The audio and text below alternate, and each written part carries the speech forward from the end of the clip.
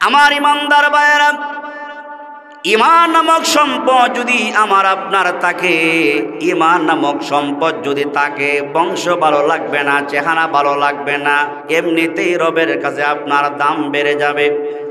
হযরতে বেলালের ইতিহাস যদি আমরা জানি, যার বংশ ভালো ছিল না কিন্তু ঈমান নামক সম্পদ থাকার কারণে হযরতে বেলালের সম্মান রবের কাছে এত বেশি।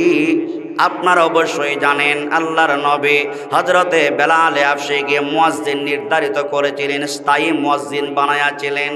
কিন্তু বেলাল হাবশীর জিহ্বায় সামান্য সমস্যা থাকার কারণে আশহাদু আন্না মুহাম্মাদুর রাসূলুল্লাহ স্পষ্ট করে বলতে পারতেন না, উচ্চারণ করতে পারতেন না। এই কারণে কাফের মুশরিকরা বেলাল হাবশীর আজান শুনে তারা ঠাট্টা মশকারি করত, হাসি তামাশা করত। ওরা বলতো মুহাম্মদ ভালো একটা লোককে আজানের জন্য নির্ধারণ করতে পারে না, এমন একটা গোলাম লোককে মুয়াজ্জিন বানায়া দিছে যার চেহারার রং ভালো না, যার বংশ ভালো না, গোলাম বংশের একটা লোককে মুয়াজ্জিন বানায়া দিছে, সে ভালো করে আজানটা শুদ্ধ করে বলতে পারে না।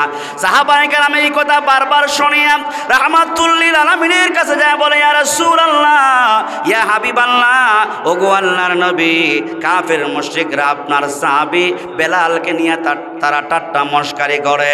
ইয়া রাসূলুল্লাহ, ইয়া হাবিবাল্লাহ, দয়া করে বেলালকে পাল্টাইয়া সুন্দর কণ্ঠওয়ালা একজনকে মুয়াজ্জিন বানায়া দেন। আল্লাহ নবী দেখলেন কথাটা বাস্তবসম্মত আছে, যেহেতু বেলালকে নিয়ে ঠাট্টা মশকারি করে, এজন্যই আল্লাহর নবী বেলালকে ডাইকা কাছে আনলেন।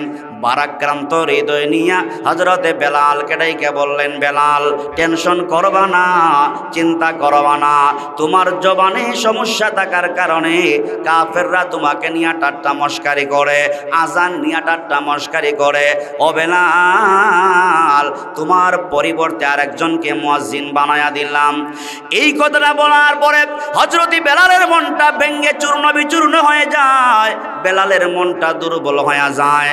আরে আল্লাহর নবী আমাকে মুয়াজ্জিন বানিয়েছিলেন, আজ থেকে আমি আর আজান দিতে পারবো না। বেলালের মনটা দুর্বল হয়ে যায়। আল্লাহর নবী যে সুন্দর কণ্ঠওয়ালা একজন সাহাবীকে মুয়াজ্জিন বানালেন, এমন সুমধুর কণ্ঠ দিয়া ফজরের আজানটা দিলেন, সব সাহাবায়ে কেরাম ঘুম ভেঙে যায়। ঘুম ভেঙে যাওয়ার পরে মসজিদ কানায় কানায় বড় বড় হয়ে যায়। এমন সময় হযরত জিবরিল আমিন আয়েশা বলতেছেন, ইয়া রাসূলুল্লাহ, ইয়া হাবিবাল্লাহ, ওগো আল্লাহর নবী, এখন পর্যন্ত কি মসজিদে ফজরের আজান হবে না? রাহমাতুল লিল আলামিন বলে, জিবরাইল, ফজরের আজান তো হয়ে গেছে, ফজরের জামাত তো শুরু হয়ে যাবে। জিবরিল আমিন বলে, ইয়া রাসূলুল্লাহ, ইয়া হাবিবাল্লাহ, ফজরের আজান হয় নাই, বেলাল হাবশী যতক্ষণ পর্যন্ত আজান না দেবে, ওগো আল্লাহর নবী, আপনার জানা নাই আপনার গোলাম সাহাবী বেলাল হাবশীর মর্যাদা রবের কাছে এত বেশি। ও আল্লাহর নবী, আল্লাহ পাক আমাকে জানায়া দিয়েছেন বেলালের সম্মান মর্যাদা রবের কাছে এত বেশি, যতক্ষণ পর্যন্ত বেলালকে পুনরায় মুয়াজ্জিন না বানাবেন ততক্ষণ পর্যন্ত ফজরের সময় আর শেষ হবে না। সুবহানাল্লাহ। সূরাতুল আসর মাত্র 3 আয়াত বিশিষ্ট একটি সূরা, কিন্তু এই সূরা যেমন সংক্ষিপ্ত, আলোচনা কিন্তু সংক্ষিপ্ত নয়। ইমামে শাফিঈ রাহমাতুল্লাহি আলাইহি বলেছেন, যদি কেউ সূরাতুল আসর নিয়ে চিন্তা করে, গবেষণা করে, এই সূরাতুল আসর নিয়ে যদি সে চিন্তা ফিকির করে, তাহলে তার জীবন সংশোধন হওয়ার জন্য সূরাতুল আসরই যথেষ্ট। সুবহানাল্লাহ বলেন। এত গুরুত্বপূর্ণ একটি সূরা, ইম্পর্টেন্ট একটা সূরা, আল্লাহ পাক এই সূরাকে নাজিল করেছেন। এই সূরাতে রব্বুল আলামিন প্রথমেই সময়ের কসম করেছেন, ওয়াল আসর। আসরের আগে যে ওয়াও আসছে, এটা ওয়াবে কসমিয়া, কসম। আমার কথা তো আপনারা বুঝেন না? আল্লাহ পাক এই সূরার শুরুতেই আলোচনা শুরু করার আগেই আল্লাহ সময়ের কসম করেছেন ওয়াও দিয়ে, ওয়াল আসর। আল্লাহ সময়ের কসম করেছেন। আপনারা সিলেটের মানুষ, শিক্ষিত সমাজ, আওয়াজ করে বলবেন, রাব্বুল আলামিন তো কোনো কথা কসম করে বলতে হবে, না হয় বান্দারা বিশ্বাস করবে না। বিষয়টা কি এমন? এমন না। মাশাআল্লাহ, আপনারা কথা বুঝেন। রাব্বুল আলামিন কোনো কথা কসম করে তার বান্দা বান্দিকে বোঝানোর কোনো প্রয়োজন নাই। এমনিতেই রবের কথা বান্দাকে বিশ্বাস করতে হবে 100%, না হয় তার ঈমান থাকবে না। তারপরও রাব্বুল আলামিন কসম করেছেন। আমরাও মাঝে মধ্যে কসম করি না? কোনো কথাকে গুরুত্ব বোঝাবার স্বার্থে, আমার কথাটা কেউ বিশ্বাস করতেছে না, আমার কথাটা তার বিশ্বাসযোগ্য বানাবার স্বার্থে আমরা অনেক সময় কসম করি। কিন্তু আমরা কেউ না বোঝার কারণে আমাদের কসমটা শুদ্ধ হয় না, ভুল হয়। কেউ ব্যবসার নামে কসম করে, কেউ গাড়ি চালায়, তো ব্যবসা এই কথাটা বিশ্বাসযোগ্য বানাবার জন্য বলে ভাই দেখ, আমি যে গাড়ি চালাই, আমার গাড়িটার কসম করে বলতেছি, তুই বিশ্বাস কর, এত টাকা দিয়ে গাড়িটা আমি কিনে আনছি, বলে না?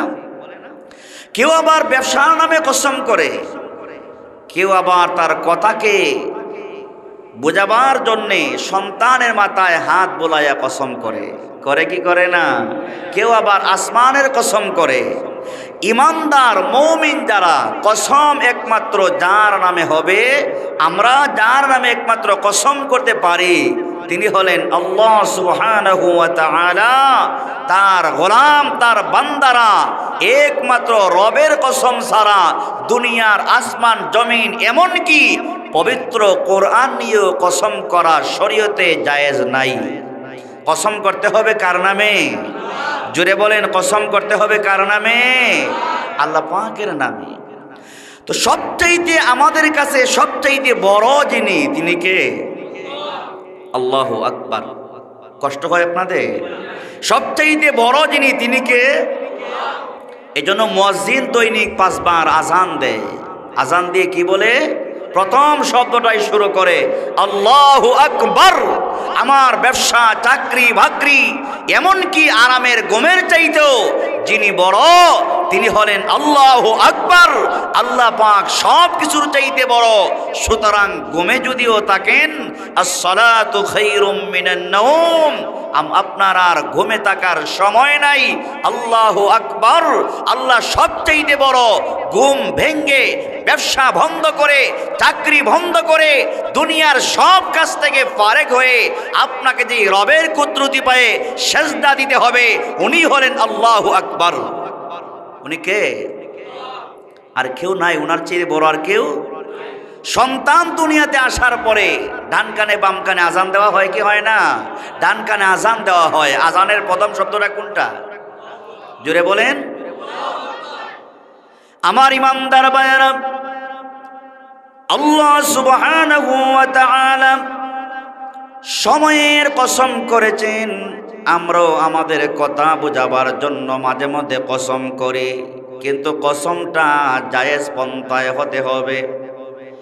ইমানদার মুমিন বান্দা বান্দি যারা, কোনো কথা বোঝাবার স্বার্থে যদি কসম করা লাগে, কোরআনের নামে শপথ করা যাবে না, আসমানের নামে শপথ করা যাবে না, ব্যবসা বাণিজ্যের নামে শপথ করা যাবে না, কসম করা যাবে না। কসম করতে হবে একমাত্র রবের নামে। জুড়ে কোন ঠিক কিনা? তো আল্লাহ রব্বুল আলামিন কসম করবে কার নামে? আমাদের কাছে সবচাইতে বড় হলেন আল্লাহ। আমাদের কাছে সবচাইতে বড় হলেন আমাদের রব। আল্লাহ পাকের কাছে তো দুনিয়ার কেউ আর বড় হতে, রবের কাছে তো দুনিয়ার কেউ বড় হতে পারে না। রব কার নামে কসম করবে? রব কোনো মানুষের নামে কসম করাটা রবের জন্য শান অনুযায়ী হয় না। রব্বুল আলামিন দুনিয়ার মানুষকে সতর্ক করার জন্যে, দুনিয়ার মানুষকে গাফেল বান্দাদের, ঘুমন্ত বান্দাদের ঘুম ভাঙানোর জন্যে রব্বুল আলামিন এই সূরাতুল আসরে ওয়াও দিয়া, সূরাতুল আসরে প্রথমেই রব্বুল আলামিন সময়ের কসম করেছেন। জোরে কোন সুবহানাল্লাহ। আল্লাহ পাক সময়ের কসম করে কি বুঝাইতে চান? আমার যুবক ভাইয়েরা ভালো করে শুনেন। রব্বুল আলামিন সময়ের কসম করে আমাদেরকে কি বুঝাইতে চান? আল্লাহ পাক তো এই কথাটাই বুঝাইতে চান, বান্দা বান্দি শোনো, সময়টা তোমার কাছে সবচেয়ে দামি। কেমন দামি? সময়টা আমার কাছে এত দামি, বুড়া যারা হয়ে গেছেন আপনারা বলুন তো দেখি, 1000 বার চেষ্টা যদি করেন আবার জোয়ান হইতে পারবেন? কথা বলেন। মুরব্বী যারা হয়ে গেছেন 1000 বার চেষ্টা করলেও আর জোয়ান হতে পারবেন না। যাদের চুল দাড়ি সব সাদা হয়ে গেছে, 100বার চেষ্টা করলেও আপনি আর জোয়ান কালের সময়টা আর ফিরিয়ে আনতে পারবেন না। আপনার আমার সময়টা এত দামি, এত ইম্পর্টেন্ট, এত গুরুত্বপূর্ণ। সময়টা যদি চলে যায় ওই সময়টা আর কোনোদিন ফিরে আসে না। সুতরাং রব্বুল আলামিন সময়ের কসম করে আল্লাহ বুঝাইতে চান, বান্দা সময়টাকে তুমি দামি মনে করো রে বান্দা। সময়টাকে দামি মনে করে সময়টাকে যদি আপনি কাজে লাগাতে পারেন, ওই কাজে লাগানোর কারণে ওই সময়টাকে কাজে লাগাতে পারলে ওই মানুষটাকে রব্বুল আলামিন জান্নাতি বানায়া দিবে, ঠিক কিনা? সময়টাকে কাজে লাগায় কেউ আল্লাহর ওলি হয়, সময়টাকে কাজে লাগায় কেউ আল্লাহর ওলি হয়। আবার ওই সময়টাকে অন্য জায়গার কাজে লাগাইয়া একই সময়কে কাজে লাগাইয়া কেউ আল্লাহর খাঁটি বান্দা হয়, কেউ আল্লাহর ওলি হয়। আবার ওই সময়টাকে ভিন্ন খাতে খরচ কইরা কেউ রাতের অন্ধকারে ডাকাত সাজে, জুড়ে কণ্ঠে কিনা? সময়কে কাজে লাগিয়ে কেউ আল্লাহর ওলি হয়, আবার ওই সময়কে কাজে লাগিয়ে কেউ রাস্তার ডাকাত হয়, চুর হয়, বাটপার হয়, ঠিক কিনা? যারা ডাকাতি করে তারাও তাদের সময়কে নষ্ট করে দিচ্ছে। যারা তাহাজ্জুদের নামাজ পড়ে ইবাদত বন্দেগীর মাধ্যমে সময়কে নষ্ট করা হয় না, সময়কে সে কাজে লাগিয়ে আল্লাহর খাঁটি বান্দা তথা আল্লাহর ওলিতে পরিণত হয়ে যাচ্ছে, ঠিক কিনা? তাহলে সময়টা আমাদের কাছে গুরুত্বপূর্ণ। এটা কার কথা? রবের কথা। রব কসম করে বলতেছেন, বান্দা শোনো, সময়টা তোমার জীবনের মধ্যে সবচেয়ে দামি হলো তোমার সময়। এই সময়টা তোমার ফুরিয়ে গেলে সারা দুনিয়া ঢেলে দিলেও সময় আর বাড়ানো যাবে? সময়টাকে আর বাড়ানো যাবে না। দুনিয়াতে যদি আপনি কোটি টাকার ব্যবসা করেন, ব্যবসা করলে লস হতে পারে না? কোটি টাকার ব্যবসায়ী লস হতে পারে, কিন্তু ওই ব্যক্তি ধ্বংস নয়। পুনরায় সে আবার ব্যবসা করলে আবার পুনরায় কোটি টাকার লাভবানও হতে পারে। আল্লাহ পাকের কাছে সেই সুযোগ আছে না নাই? আছে। কিন্তু আমার আপনার জীবন নামক সময়টা যদি ফুরিয়ে যায় আবার ঘুরে দাঁড়াবার সময় নাই। আছে? ঘুরে দাঁড়াবার সময় নাই। সময় চলে গেলে আর কোনোদিন ফিরে আসবে না। সময়ের গুরুত্ব দিয়ে আল্লাহ তাআলা সময়ের কসম করেছেন। সময়টা এত দামি। সময় যখন আমার ফুরিয়ে যাবে, সময় যখন আমার শেষ হয়ে যাবে, আমার মৃত্যুর সময় যখন গনিয়ে আসবে, আজরাইল যখন আমার সামনে চলে আসবে, শত চেষ্টা করলে আজরাইলের হাতে পায়ে ধরলেও আজরাইল আমাকে সময় বাড়িয়ে দিবে। জোরে বলেন, সময় বাড়িয়ে দিবে? আল্লাহ তাআলা বলেন, আইনামা তাকুনু ইউদরিকুমুল মাউত ওয়ালাউ কুনতুম ফি বুরুজিম মুশাইয়াদা। আল্লাহ অন্য আয়াতের মধ্যে বলেন, কুল ইন্নাল মাউতাল্লাযী তাফিরুনা মিনহু ফাইন্নাহু মুলাকিকুম। ও ঈমানদার ভাইয়েরা, সময়টা আমাদের এত দামি। সময়টা যদি আমার আপনার জীবন থেকে শেষ হয়ে যায়, মৃত্যুর সময় যখন ঘনিয়ে আসবে, আল্লাহ বলেন, নবী আমার আপনি জানায়া দেন, নিশ্চয়ই সে মৃত্যু। আল্লাযী তাফিরুনা মিনহু। দুনিয়ার মানুষ কেউ মরতে চায় না। মৃত্যুর কথা মানুষ শুনলে ওই রাস্তা দিয়ে আর কেউ যাইতে চায় না, অন্য রাস্তায় যায়, ঠিক কিনা? গত 3 বছর আগে করোনা ভাইরাস এসেছিল। করোনা ভাইরাসে কেউ আক্রান্ত হলে তাকে কেউ স্পর্শ করে না, তাকে কেউ ধরেও না। কেন? যদি স্পর্শ করে আমি করোনায় আক্রান্ত হয়ে যাব, এই ভয়ে করোনা রোগীকে কেউ স্পর্শ করে না, হাত দ্বারা ছয় না। আল্লাহ বলেন ফাইন্নাহু মুলাকিকুম, বান্দা তোমার হায়াত যখন শেষ হয়ে যাবে, করোনায় আক্রান্ত না হইলেও মালাকুল মউত আজরাইল তোমার রূহটা বের করে আনবে, ঠিক কিনা? তাহলে সময়টা আমাদের দামি ঘোষণাকার। রব্বুল আলামিন ঘোষণা করেছেন ওয়াল আসর ইন্নাল ইনসানা লাফি খুসর ওয়াল আসর। আল্লাহ পাক সময়ের কসম করে বলতেছেন ইন্নাল ইনসানা লাফি খুসর, দুনিয়ার মানুষ ক্ষতিগ্রস্ত। বলতেছেন কে? কসম করে বলতেছেন আল্লাহ তাআলা, কসম করে বলতেছেন ওয়াল আসর, সময়ের কসম। অতএব আল্লাহ পাকের কসম করা সেই সময়ের গুরুত্ব দেওয়ার দরকার আমাদের আছে না নাই?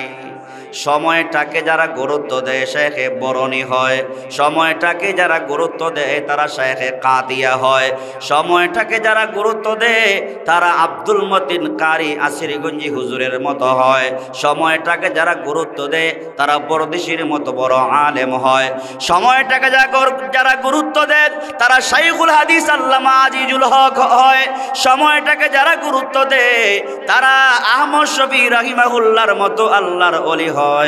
সময়টাকে যারা গুরুত্ব দেয়, ভালো কাজে যারা সময়টাকে গুরুত্ব দিয়া কাজে লাগায়, ওরা আল্লাহ পাকের খাঁটি বান্দাতে পরিণত হয়ে যায়। জুড়ে কণ্ঠে কিনা? আর সময়টাকে যারা বাজে কাজে লাগায়, কোন কাজে? সময়টাকে যারা বাজে কাজে লাগায়, সময়টাকে মূল্যবান সময়টাকে বাজে কাজে যারা লাগায়, ওরা শেখ হাসিনা হয়। ওরা কি হয়? সময়টাকে যারা বাজে কাজে লাগায় ওরা শেখ হাসিনা হয়, সময়টাকে যারা বাজে কাজে লাগায় ওরা জালেম হয়।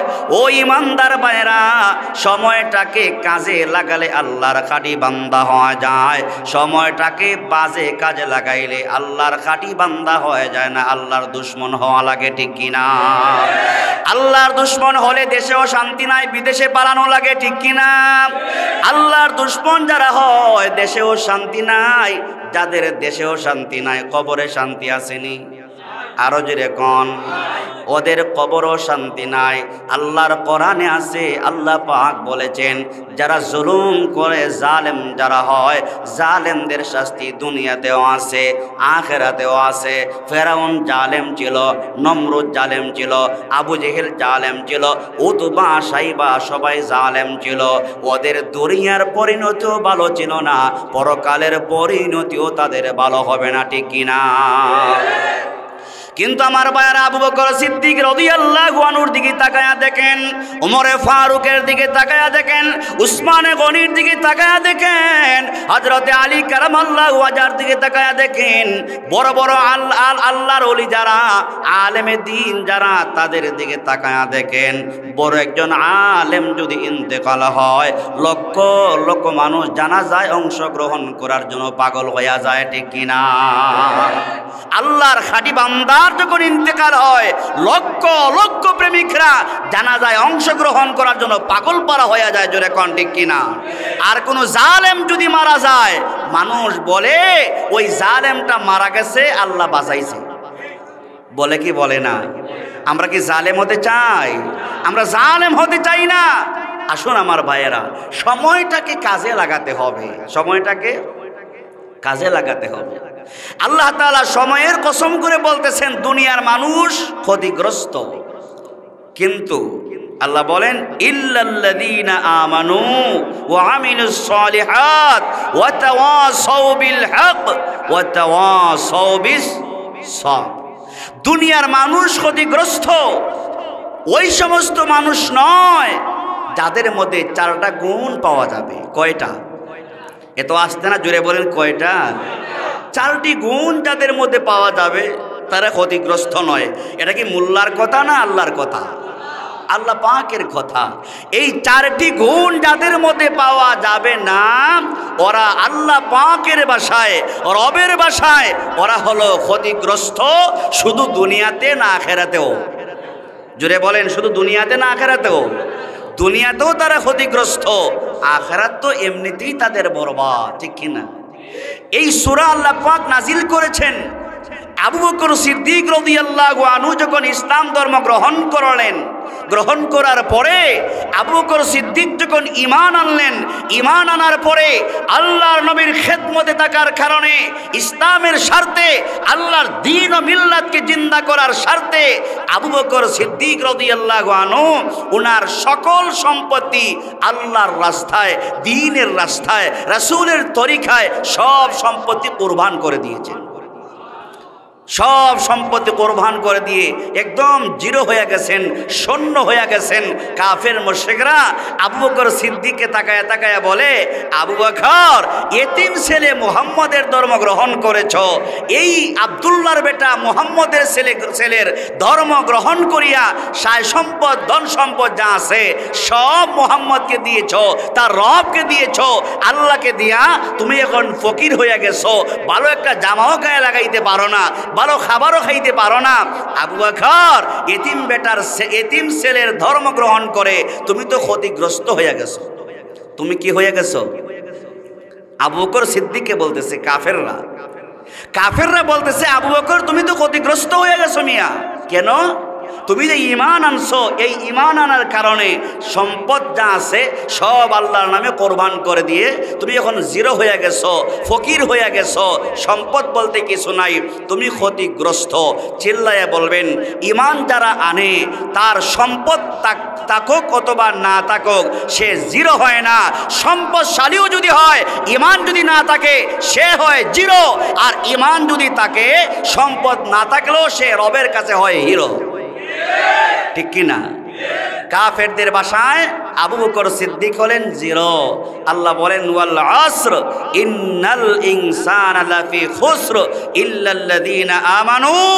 আবু বকর সিদ্দিক শুধু নয়, কিয়ামত পর্যন্ত যারা ঈমান আনয়ন করবে, আমলে সালেহা করবে, নেক কাজ করবে, আর সবরের দাওয়াত দিবে, সবর অবলম্বন করবে, এই চারটি গুণে যারা গুণান্বিত হতে পারবে, সে দুনিয়াতেও ক্ষতিগ্রস্ত হবে না, আখিরাতেও ক্ষতিগ্রস্ত হবে না। আর যারা ঈমান আনবে না, সে কোটি টাকার মালিক হলো, তার ফলাফল জিরো। ফলাফল কি? ফলাফল জিরো। আবু জেহেলও তো বাসাই বা যারা, ওদের দুনিয়াও ধ্বংস, আখিরাতও কি ধ্বংস। কিন্তু আবু বকর সিদ্দিক রাদিয়াল্লাহু আনহু ঈমান আনার কারণে তার দুনিয়াও ধ্বংস না, আখিরাতও কি না? জুড়ে বলেন। আমার ইমানদার ভাইয়েরা, সহজে বুঝাবার জন্য উদাহরণ দেই। আবু বকর সিদ্দিক রাদিয়াল্লাহু আনহুকে মক্কার কাফেররা তিরস্কার করে বলতো, আবু বকর তুমি তো ধ্বংস, ক্ষতিগ্রস্ত। কিন্তু ঈমান আনার কারণে আবু বকর সিদ্দিক তো ক্ষতিগ্রস্ত না। কিয়ামতের ময়দানে আল্লাহ পাকের সামনে যখন হিসাব দেওয়ার পালা যখন শুরু হবে, এক একজন করে যখন আল্লাহর সামনে হিসাবের জন্য দাঁড়ায়া যাবে, আবু বকর সিদ্দিক রাদিয়াল্লাহু আনহু আল্লাহ পাকের সামনে হিসাব দেওয়ার জন্য দাঁড়াবে, তরতর করে কাঁপতে থাকবে। রব আবু বকর সিদ্দিকের দিকে তাকায়া বলবে, আবু বকর, ইসলামের জন্য যে কোরবান করেছো, আমার জন্য যে কোরবান করেছো, আমার বন্ধু মুহাম্মদুর রাসূলুল্লাহর জন্য যে কোরবান করেছো, আজকের এই হাসরের মাঠে তোমার কোনো টেনশন নাই, তোমার কোনো চিন্তা নাই, আমি রবের পক্ষ থেকে তুমি সালাম গ্রহণ করো। তাহলে ক্ষতিগ্রস্ত আবু বকর না আবু জেহেলরা? আবু জেহেল উতবা সাইবারা ক্ষতিগ্রস্ত। কিয়ামত পর্যন্ত আবু জেহেলের উত্তরসূরি যারা থাকবে, আবু লাহাবের উত্তরসূরি যারা থাকবে, নমরুদার ফেরাউনের উত্তরসূরি যারা থাকবে, ওদের দুনিয়াও ধ্বংস, আখিরাতও ধ্বংস। আর আবু বকর সিদ্দিকের অনুসারী যারা থাকবে, ওমরে ফারুকের অনুসরণ যারা করবে, মুহাম্মদুর রাসূলুল্লাহর অনুসরণ যারা করবে, ওদের ইহকালও ভালো, পরকালও হবে ভালো। জোরে কোন ঠিক কিনা? আমাদের ইহকাল পরকাল ভালো হোক আমরা চাই কি চাই না? যদি চাই, আমাদের কাজ করতে হবে কয়টি? জোরে কোন, কাজ করতে হবে কয়টি? 4টি কাজ করতে হবে। সংক্ষেপে বলতেছি, 4টি কাজ। 1 নাম্বার হলো ইল্লাল্লাযীনা আমানু, যারা ঈমান আনয়ন করে। কি আনে? ঈমান। ঈমান নামক সম্পদ যাদের আছে রব বলেন তারা ক্ষতিগ্রস্ত হবে না। কিন্তু ঈমান না থাকলে দুনিয়ার মালিক হলেও আপনার কি নাই, রবের কাছে কি নাই, 4 পয়সারও দাম নাই। ঈমান না থাকলে ফেরাউনের কোনো দাম আছে রবের কাছে? জোরে বলেন, ফেরাউনের কোনো দাম আছে? নমরুদের কোনো দাম আছে? আবু জেহেল, উতবা, সাইবা, সাদ্দাত, মুনাফিকদের আল্লাহ পাকের কাছে কোনো দাম আছে? কোনো দাম নাই। কিন্তু ঈমান থাকার কারণে গোলাম হলেও রবের কাছে দাম আছে না নাই? ঈমান থাকলে গোলাম হলেও রবের কাছে দাম আছে। ঈমান থাকলে বংশ বারো হলেও দাম আছে। ঈমান থাকলে আমার ভাইয়েরা গায়ের রং সুন্দর না হলেও রবের কাছে দাম আছে। ঈমান থাকলে বংশ না হলেও দাম আছে। ঈমান থাকলে সম্পদ না থাকলেও রবের কাছে দাম আছে না নাই? হযরতে বেলাল হাবশীর ইতিহাস সকলের জানা আছে। যার বংশ ভালো ছিল না, গোলাম বংশের ছিলেন। গোলাম কোন বংশের? গোলাম বংশের ছিলেন। চেহারা রং কিছুই তো ভালো ছিল না। নিচের টুট একদম নিচের দিকে ঝুলন্ত ছিল, উপরে টুট একদম উপরে ছিল। যার বংশ চাল চলন আকার আকৃতি গায়ের কিছুই ভালো ছিল না। চিল্লাইয়া বলেন সেই বেলালের দাম রবের কাছে ছিল কি ছিল না? বেলালের দাম রবের কাছে আছে না নাই? সুবহানাল্লাহ। আমার ইমানদার ভাইয়েরা, ঈমান নামক সম্পদ যদি আমার আপনার থাকে, ঈমান নামক সম্পদ যদি থাকে, বংশ ভালো লাগবে না, চেহারা ভালো লাগবে না, এমনিতেই রবের কাছে আপনার দাম বেড়ে যাবে। হযরতে বেলালের ইতিহাস যদি আমরা জানি, যার বংশ ভালো ছিল না কিন্তু ঈমান নামক সম্পদ থাকার কারণে হযরতে বেলালের সম্মান রবের কাছে এত বেশি। আপনারা অবশ্যই জানেন আল্লাহর নবী হযরতে বেলাল হাবশীকে মুয়াজ্জিন নির্ধারিত করেছিলেন, স্থায়ী মুয়াজ্জিন বানায়াছিলেন। কিন্তু বেলাল হাবশীর জিহ্বায় সামান্য সমস্যা থাকার কারণে আশহাদু আন্না মুহাম্মাদুর রাসূলুল্লাহ স্পষ্ট করে বলতে পারতেন না, উচ্চারণ করতে পারতেন না। এই কারণে কাফের মুশরিকরা বেলাল হাবশীর আজান শুই না তারা ঠাট্টা মশকারি করত, হাসি তামসা করত। ওরা বলতো মুহাম্মদ ভালো একটা লোককে আজানের জন্য নির্ধারণ করতে পারে না, এমন একটা গোলাম লোককে মুয়াজ্জিন বানায়া দিছে যার চেহারার রং ভালো না, যার বংশ ভালো না। গোলাম বংশের একটা লোককে মুয়াজ্জিন বানায়া দিছে, সে ভালো করে আজানটা শুদ্ধ করে বলতে পারে না। সাহাবায়ে কেরাম এই কথা বারবার শুনিয়া রাহমাতুল লিল আলামিনের কাছে যায় বলে, ইয়া রাসূলুল্লাহ, ইয়া হাবিবাল্লাহ, ওগো আল্লাহর নবী, কাফের মুশরিকরা আপনার সাহাবী বেলালকে নিয়ে তারা ঠাট্টা মশকারি করে। ইয়া রাসূলুল্লাহ, ইয়া হাবিবাল্লাহ, দয়া করে বেলালকে পাল্টাইয়া সুন্দর কণ্ঠওয়ালা একজনকে মুয়াজ্জিন বানায়া দেন। আল্লাহ নবী দেখলেন কথাটা বাস্তব সম্মত আছে, যেহেতু বেলালকে নিয়ে ঠাট্টা মশকারি করে, এজন্যই আল্লাহর নবী বেলালকে ডাইকা কাছে আনলেন।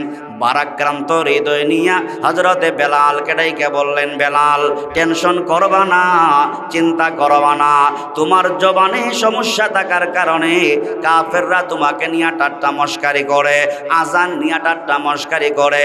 ও বেলাল, তোমার পরিবর্তে আরেকজনকে মুয়াজ্জিন বানায়া দিলাম। এই কথাটা বলার পরে হযরত বেলালের মনটা ভেঙে চূর্ণ বিচূর্ণ হয়ে যায়, বেলালের মনটা দুর্বল হয়ে যায়। আরে আল্লাহর নবী আমাকে মুয়াজ্জিন বানিয়েছিলেন, আজ থেকে আমি আর আজান দিতে পারবো না। বেলালের মনটা দুর্বল হয়ে যায়। আল্লাহর নবী যেই সুন্দর কণ্ঠওয়ালা একজন সাহাবীকে মুয়াজ্জিন বানালেন, এমন সুমধুর কণ্ঠ দিয়া ফজরের আজানটা দিলেন। সব সাহাবায়ে কেরাম ঘুম ভেঙে যায়। ঘুম ভেঙে যাওয়ার পরে মসজিদ কানায় কানায় বড় হয়ে যায়। এমন সময় হযরত জিবরিল আমিন আয়েশা বলতেছেন, ইয়া রাসূলুল্লাহ, ইয়া হাবিবাল্লাহ, ওগো আল্লাহর নবী, এখন পর্যন্ত কি মসজিদে ফজরের আজান হবে না? রাহমাতুল লিল আলামিন বলে, জিবরাইল ফজরের আজান তো হয়ে গেছে, ফজরের জামাত তো শুরু হয়ে যাবে। জিবরিল আমিন বলে, ইয়া রাসূলুল্লাহ, ইয়া হাবিবাল্লাহ, ফজরের আজান হয় নাই, বেলাল হাবশী যতক্ষণ পর্যন্ত আজান না দেবে, ওগো আল্লাহর নবী আপনার জানা নাই, আপনার গোলাম সাহাবী বেলাল হাবশীর মর্যাদা রবের কাছে এত বেশি। ও আল্লাহর নবী, আল্লাহ পাক আমাকে জানায়া দিয়েছেন বেলালের সম্মান মর্যাদা রবের কাছে এত বেশি, যতক্ষণ পর্যন্ত বেলালকে পুনরায় মুয়াজ্জিন না বানাবেন ততক্ষণ পর্যন্ত ফজরের সময় আর শেষ হবে না। সুবহানাল্লাহ। তাহলে আমার সিলেটের ইমানদার ভাইয়েরা বলুন তো দেখি, মক্কার কাফেররা বলেছিল ইমানদার যারা, মুমিন যারা, তারা ক্ষতিগ্রস্ত হয়ে গেছে। আল্লাহ পাক বলেন না না, ইল্লাল্লাযীনা আমানু, ইমানদার যারা তারা ক্ষতিগ্রস্ত হবে না। বেলাল ছিল গোলাম, ইমানের কারণে সম্মান বেড়ে গেছে। আবু বকরের কোনো সম্মান ছিল না, ইমান আনার কারণে রাদিয়াল্লাহু আনহু হয়ে গেছে। আবু বকর সিদ্দিকের কোনো সম্মান ছিল না, ঈমান আনার কারণে আল্লাহর নবীর কাছে মদিনাতুল মুনাওয়ারায় নবীজির একদম কাছাকাছি শুয়ে আছে। হযরতে ওমরের কোনো দাম ছিল না, ঈমান আনার কারণে রাদিয়াল্লাহু আনহু হয়ে গেছে। উসমান গনির কোনো মর্যাদা ছিল না, ঈমান আনার কারণে উসমান গনি হয়ে গেছে। আলী কারামাল্লাহু ওয়াজহুর কোনো সম্মান ছিল না, ঈমান আনার কারণে দামি হয়ে গেছে। এইভাবে একজন একজন করে কিয়ামত পর্যন্ত ঈমান যারা আনয়ন করবে ওদের সম্মান দুনিয়াতেও রব বাড়ায়া দিবেন, পরকালে ওই ঈমানওয়ালাদেরকে আল্লাহ বিনা হিসাবে জান্নাতি বানায়া দিবে। ঈমানের দাম আছে না নাই? মহব্বতে কোন ঈমানের দাম আছে না নাই? শুধু ঈমান আনলেই হবে না, ঈমানকে মজবুত করার দরকার আছে না নাই? জোরে বলেন, ঈমানকে মজবুত করার দরকার আছে না নাই? ঈমান যাদের মজবুত হবে, আল্লাহ বলেছেন সূরা হামিম সাজদাতে, ইন্নাল্লাযীনা ক্বালু রাব্বুনাল্লাহু সুম্মা ইসতাকামু তাতানাজ্জালু আলাইহিমুল মালাইকা। ওই ইমানদার ভাইরা, কোরআন তো আমরা পড়ি না, সময় নাই। নাটক আর গান বাজনা দেখার সময় আছে, আল্লাহর কোরআন পড়ার সময়টা আমরা পাই না। অথচ আল্লাহর নবী বলেছেন, উম্মত শোনো, কোরআন থেকে একটা হরফ যদি তুমি উচ্চারণ করো রে বান্দা, বিন্দু মাত্র দেরি করবে না, রব আপনার আমলনামায় 10টা করে নেকি লিখে দেন।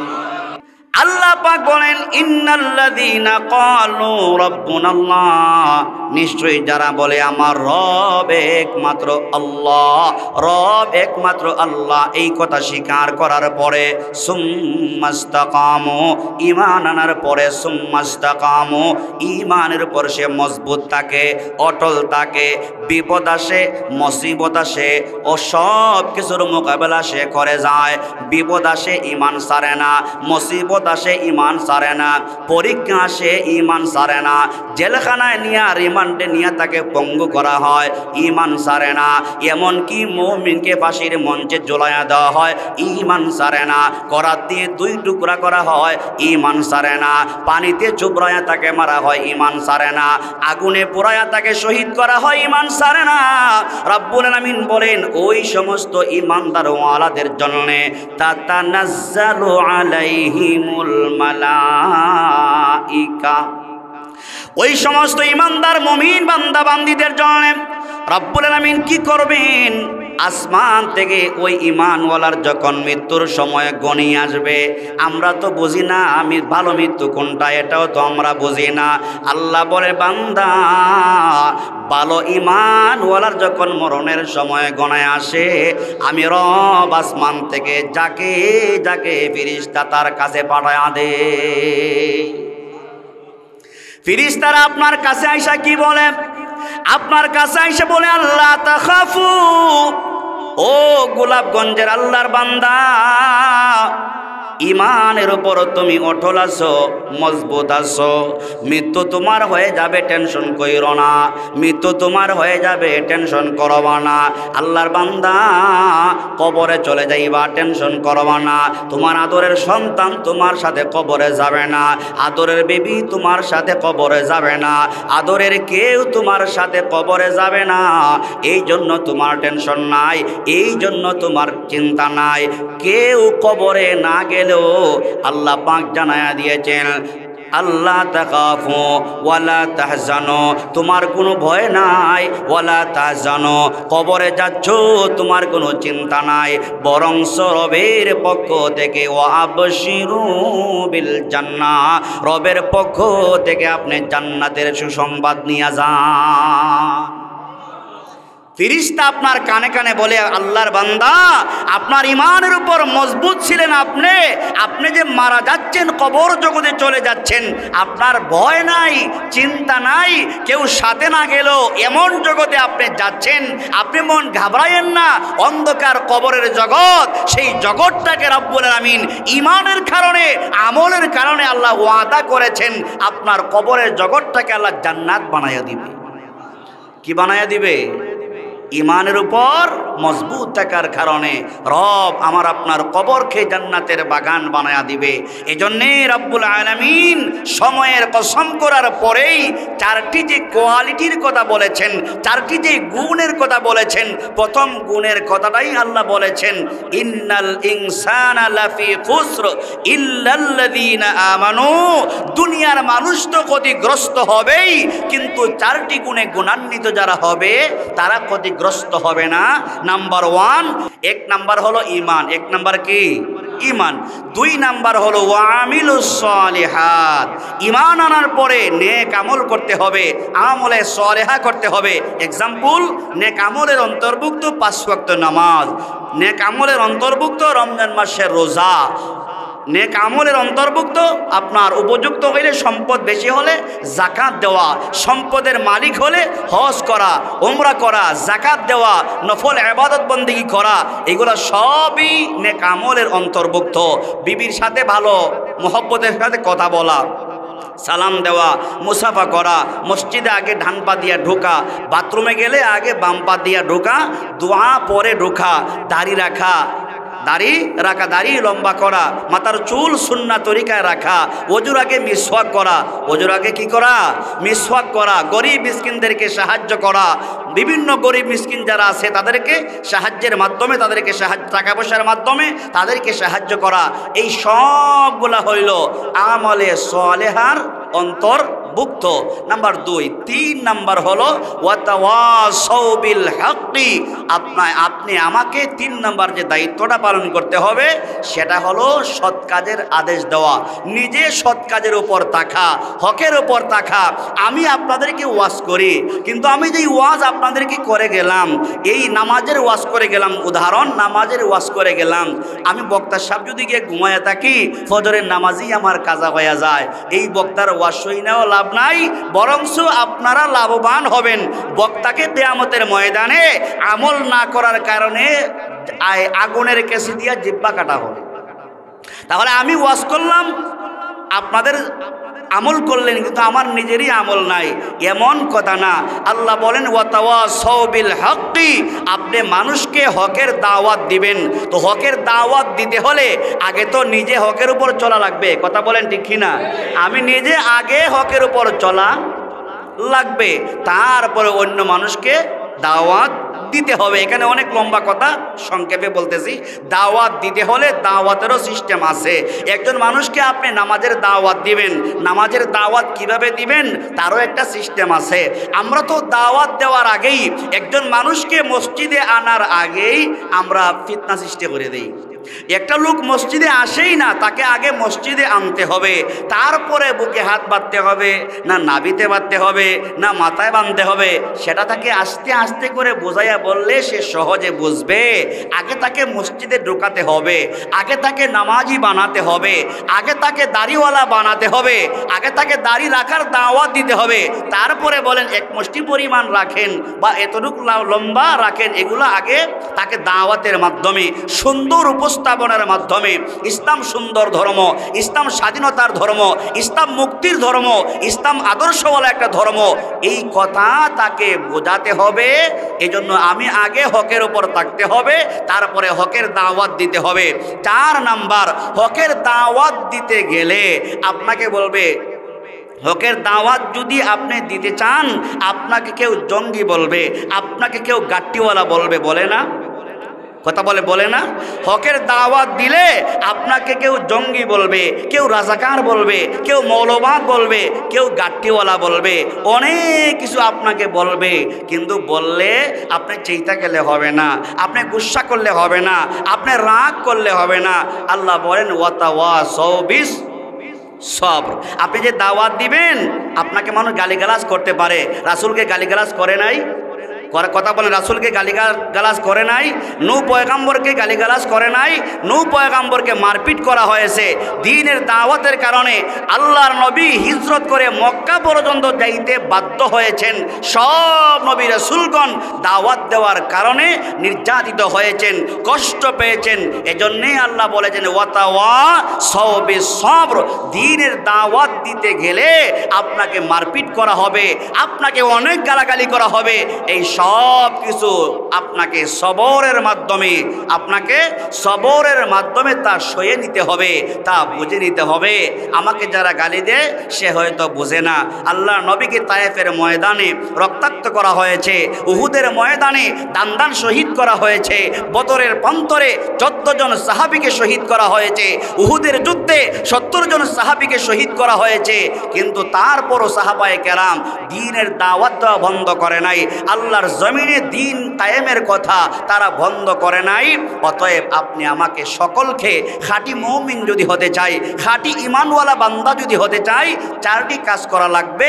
1 নম্বরে ঈমান, 2 নম্বরে নেক আমল, 3 নম্বরে হকের দাওয়াত দিতে হবে, সৎ কাজের আদেশ মানুষকে করতে হবে, 4 নম্বরে আমার ধৈর্য থাকতে হবে। মানুষ আমাকে গালাগালি করলেও আমি তার প্রতিবাদ করতে পারবো না। তাকে আমি সুন্দর ভাষায়, সাবলীল ভাষায়, আদবের সাথে, নম্রতার সাথে আগে বুঝাইয়া বলতে হবে। প্রতিবাদের সময় যখন আসবে প্রতিবাদ করব।